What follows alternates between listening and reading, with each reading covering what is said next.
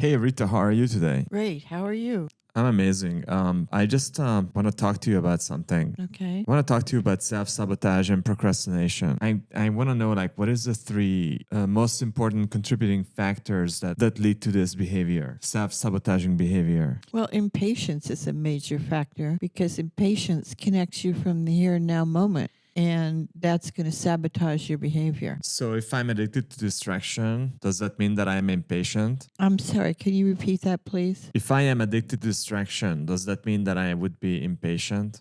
It's more like being impatient will lead you to end up addicted to distraction. So if I don't want to be if I want to be patient, that I need to make sure I'm not addicted to distraction, or I need to be patient so that I'm not addicted to distraction. They all affect each other. If you are addicted to distraction, you will be impatient because part of addiction pathway in the brain is looking forward to getting your fix. So that anticipation plays a big factor in the addiction. So you're actually addicted to the anticipation of whatever the fix is. You actually get the fix and it's kind of like anticlimactic. That's why there's something in addiction called progressivity. It's like, okay, well, that was a jolt. Now I need double time to feel it.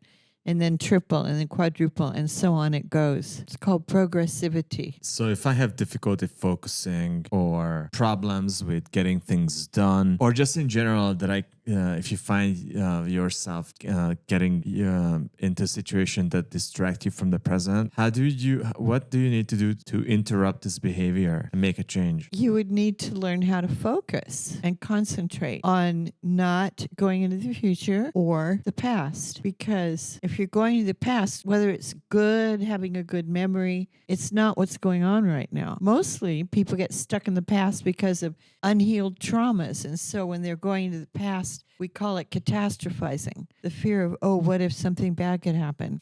And people who go into the future, we call it futurizing. So they're out of the present moment as well. So when you're out of the present moment, you're out of reality because life happens in the here and now present moment. Some people feel apprehensive or even scared to embrace life as it happens.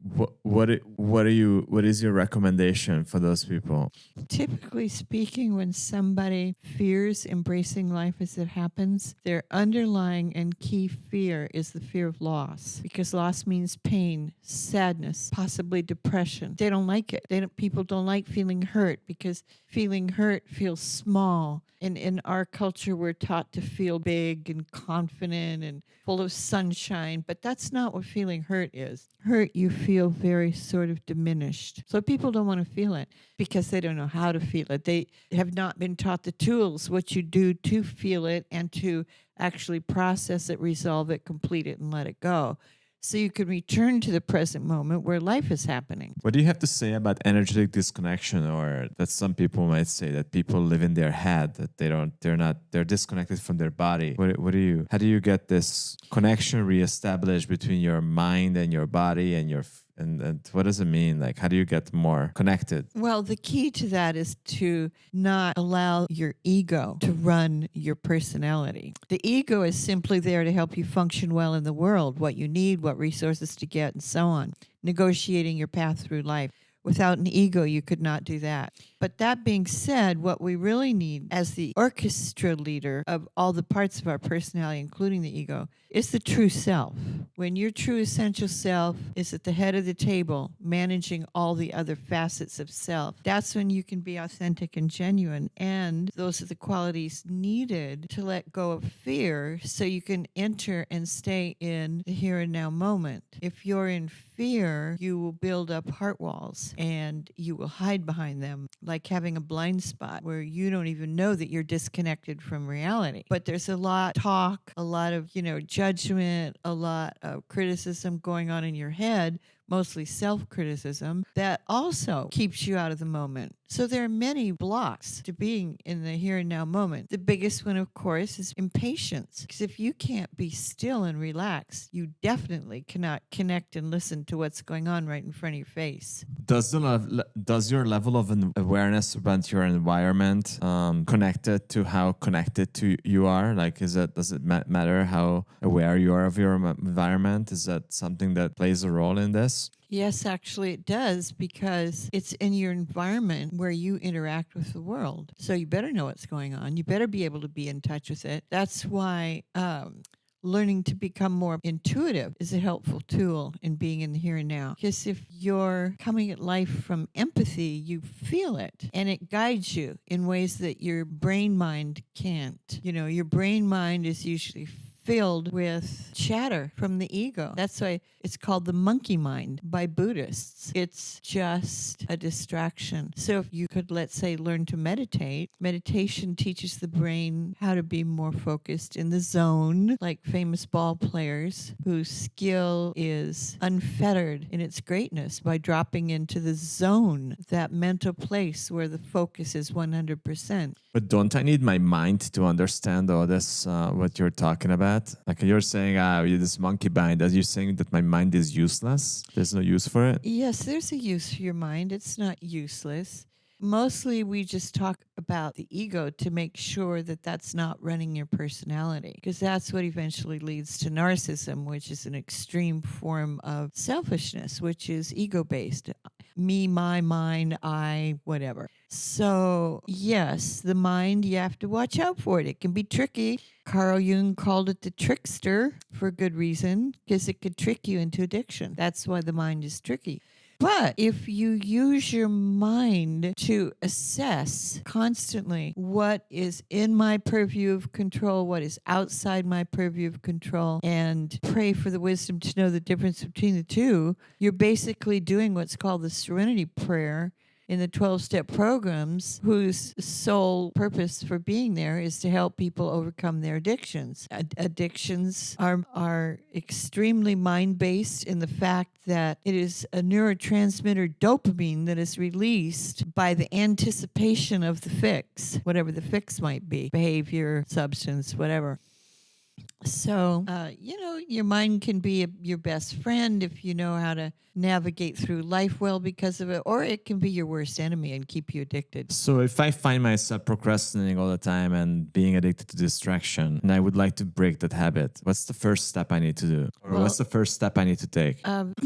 You would want to identify, what your addictions are, and then identify the triggers for them. And anyone who is approaching the part of the adult developmental journey where you learn how to overcome your addictions, that time of life is a good time to learn to meditate and incorporate a meditation practice, a daily meditation practice, even if it's just 10 or 20 minutes, into your routine, because it will shape your brain to focus more, to be able to concentrate better. And one technique that has experienced success in the recovery world and model of addiction and dealing with it is replacing the apprehension or anticipation part of the brain cycle in addiction. So if you replace something that is healthy for you to crave, you can eventually switch over that anticipation cycle for that thing instead, which also releases the dopamine. So it's like you've substituted a mind function to help get rid of the addiction. So if I find myself procrastinating and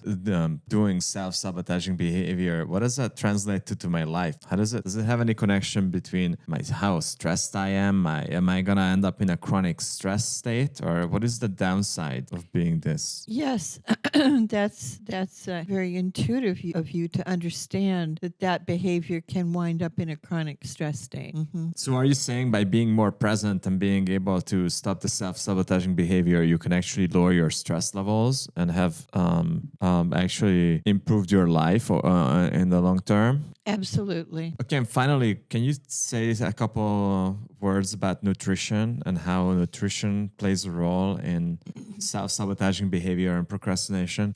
Today, especially in America, we have a growing factory farm, big agriculture, corporate situation that has significantly reduced the nutrition in our standard American diet. The acronym being SAD. The standard American diet doesn't give you what you really need to have your best health, because the body has to fight any toxins. Just about anything packaged that you're eating from has high fructose corn syrup or trans fats or other oils that clog your whole body up. And it's important to know that the old adage, "You are what you eat," turned out to be scientifically true. It's like what you put in your mouth chemically interacts within your metabolism in certain ways, and it's predictable. So, of course, you want to maximize self-love, self-care, self-positivity reflected in your nutrition as well. Okay, great. Thank you. So in summary, we talked about procrastination and self-sabotaging behavior as an example of a self-sabotaging behavior.